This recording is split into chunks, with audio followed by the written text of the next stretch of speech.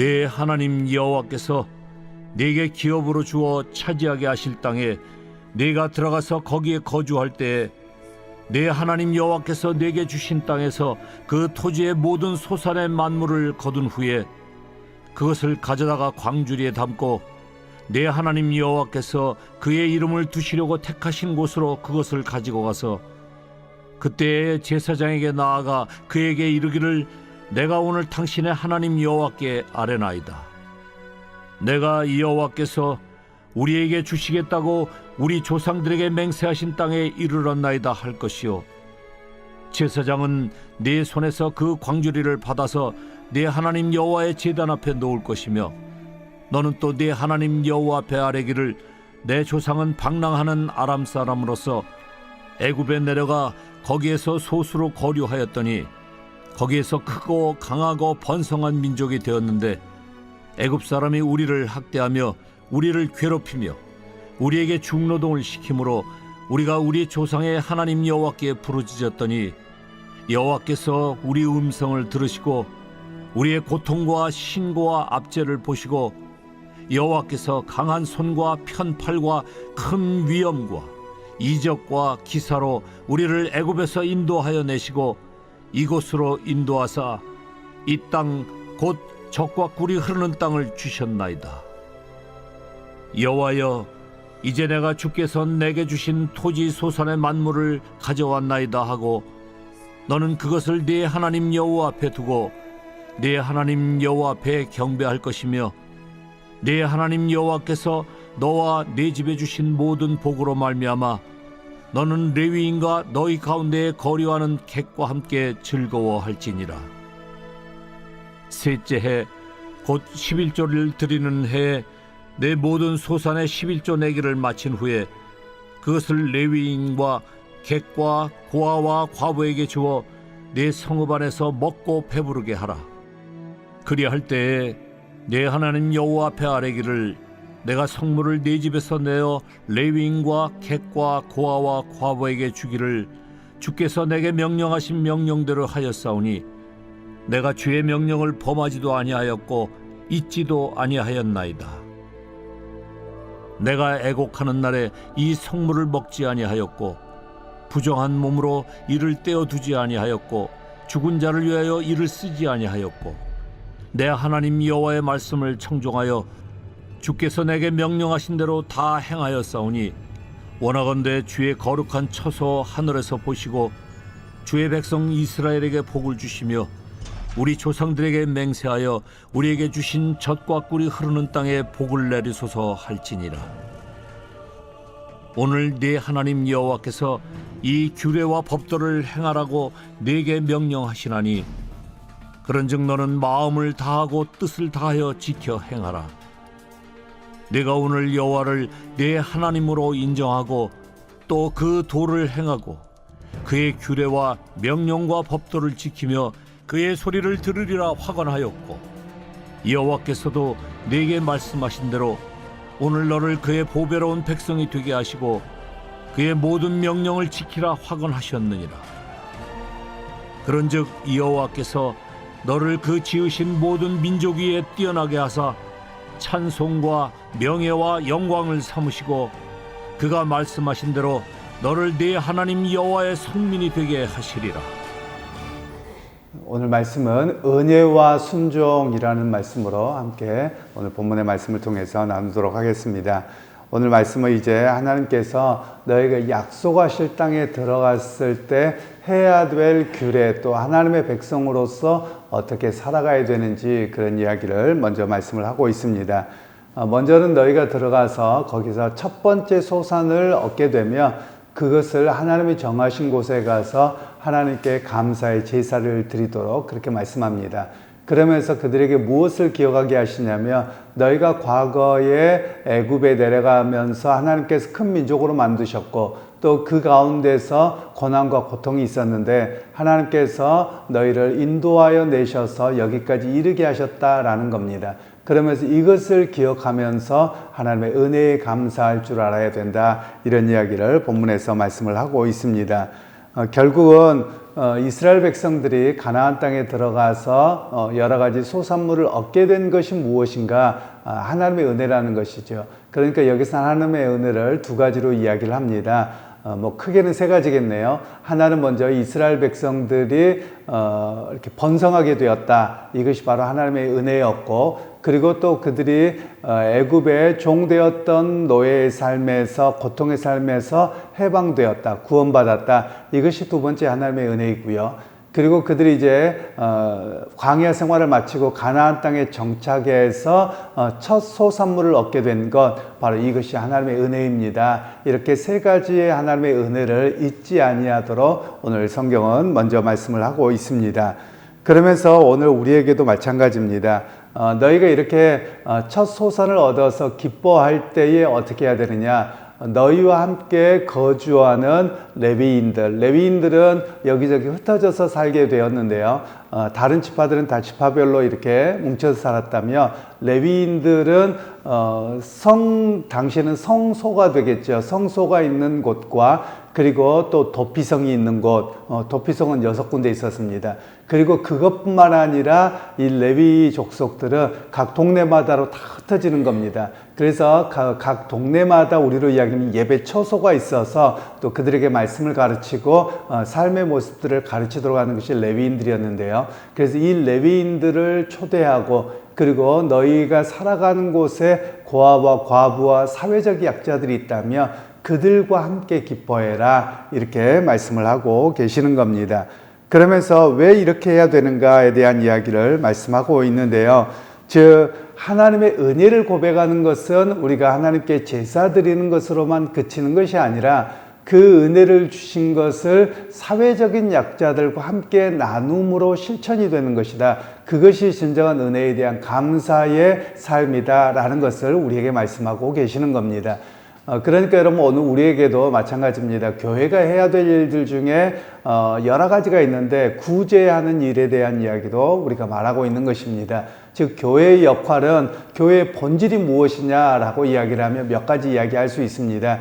교회의 본질은 하나님께 예배하는 것으로부터 시작해서, 그리고 백성들의, 믿음의 사람들이 함께 교제하고 나눔이 있죠.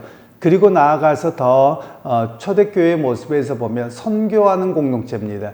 그러니까 우리가 먹고 쓰고 남아서 선교하는 것이 아니라 바로 시작부터 바로 선교했고요. 그리고 또한 구제했었다라는 것을 이야기를 합니다. 바로 이런 모습은 어디서 시작되느냐? 구약의 이스라엘 백성에게서부터 시작합니다. 구약에 대한 이야기를 할 때 교회가 다르잖아요 라고 말할지 모르겠습니다. 그런데 이스라엘 백성들의 하나님 앞에 부름받았을 때, 그들이 모세와 함께 시내산에 도착했을 때, 그들이 하나님의 율법의 말씀을 받기 위해서 전체가 다 모여 있습니다. 이때를 가리켜서 히브리어에서는 카할이라고 하는 단어를 사용하는데요. 우리말로는 하나님의 총회라고 번역되어져 있습니다. 이 단어를 신약 성경에서는 교회라고 번역합니다. 신약 성경보다도 오히려 이제 그 히브리어로 된 것을, 구약 성경을 헬라어로 번역했습니다. 그래서 로마 사람들과 또 심지어 이스라엘 백성들도 구약의 히브리어를 다 잊어버려서 번역된 글을 보게 됐는데요. 그것을 70인경이라고 말합니다. 그래서 그 70인경에서 이 카할이라고 하는 단어를 전부 다 번역할 때 에클레시아, 교회라는 단어로 번역합니다. 그러니까 이스라엘 백성들 전체가 교회라는 개념입니다. 그래서 이 교회라고 하는 것이 해야 될 일이 무엇이냐? 하나님의 은혜 베푸셨던 것, 즉 죄인 되었고 고난받았고 그 어려움에서 건져내 주심에 대한 은혜에 대한 감사와, 그리고 그 은혜를 함께 나누는, 구제하는 공동체가 바로 교회 공동체로 살아가야 됨을 오늘 성경은 말씀을 하고 있습니다. 그리고 나서 이제 하나님께서 12절에서 15절 말씀에는 11조에 대한 이야기를 하는데요. 성경에는 11조가 크게 두 가지로 나옵니다. 매년 드리는 11조와 그리고 3년에 한 번 더하는 11조입니다. 3년에 한 번 11조를 더 내는 겁니다. 그래서 이 3년에 한 번씩 내는 11조는 어떻게 사용하느냐? 바로 구제하는 일에 사용해야 된다, 이런 이야기를 오늘 본문에서 이야기를 하고 있습니다.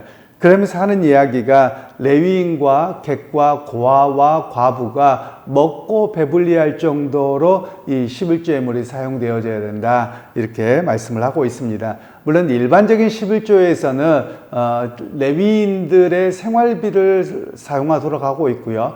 그리고 또 다른 11조, 3년에 한 번 드려지는 11조는 바로 사회적인 약자들을 섬기는 11조로 드려라, 이렇게 오늘 성경은 말씀을 하고 있습니다.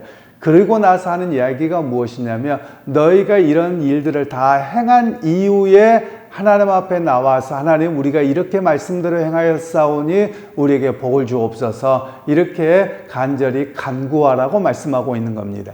그러니까 여러분, 우리의 모습과 좀 다르죠. 하나님 앞에 하나님 이렇게 주시면 하나님, 내가 하나님께 이렇게 할게요 라고 이야기하는데, 오히려 하나님 그렇게 하지 말라는 거예요. 너희에게 주신 말씀과 규례를 따라서 먼저 지켜 행하고, 그리고 하나님 앞에 나왔어서 하나님, 나에게도 그런 복을 허락하옵소서 라고 간구해라, 이렇게 말씀하고 계시는 겁니다.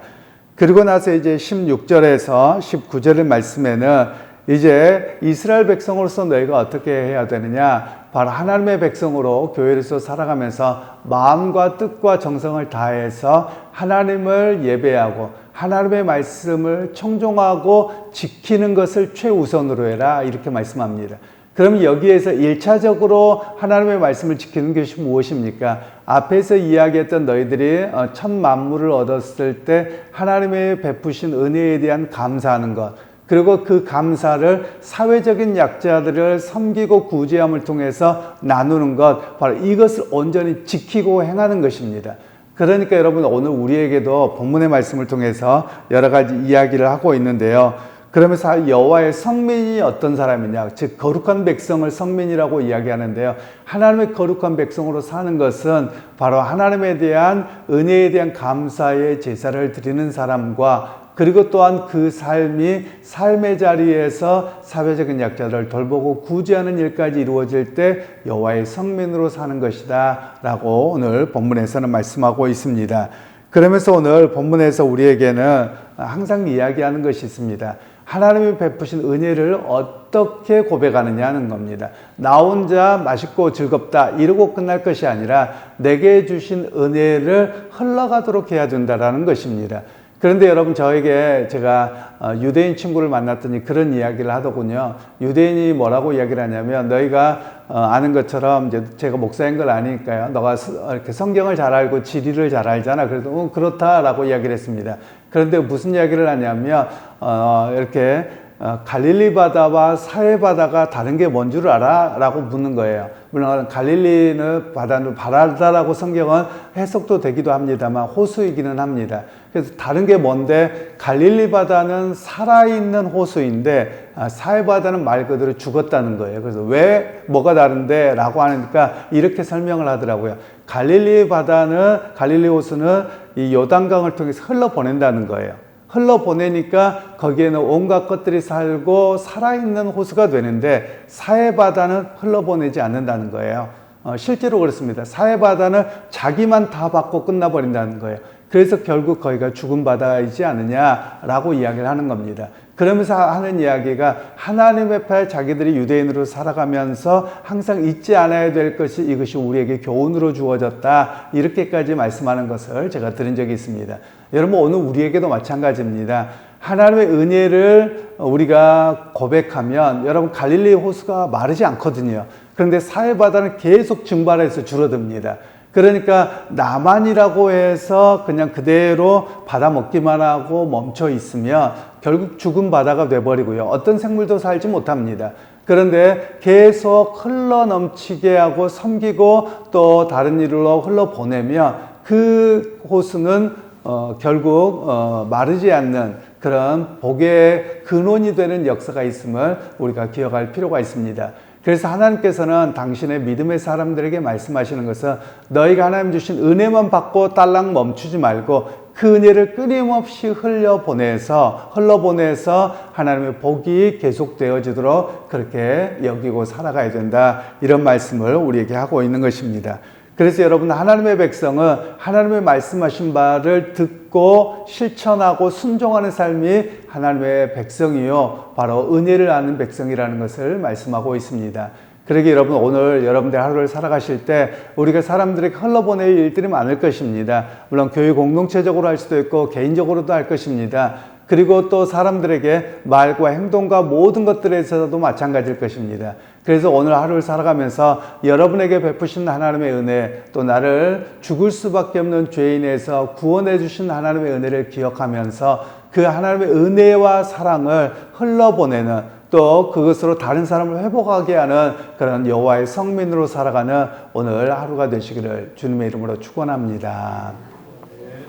하나님 아버지, 오늘 또 우리에게 은혜 베푸시고 또 주의 말씀을 통해서 여호와의 거룩한 백성으로 살아가는 일이 무엇인지에 대한 말씀을 들었습니다. 하나님이 베푸신 은혜에 대한 감사와 그 감사가 삶의 자리에서 사회적 약자들에게 흘러가도록 하는 것이 바로 여호와의 거룩한 백성임을 기억합니다. 하나님, 은혜를 기억하며 날마다 말씀에 순종하고 살아갈 수 있는 참된 믿음의 성도들이여 거룩한 여호와의 백성으로 살아가는 우리 모두가 되게 하여 주옵소서. 예수님의 이름으로 기도하옵나이다.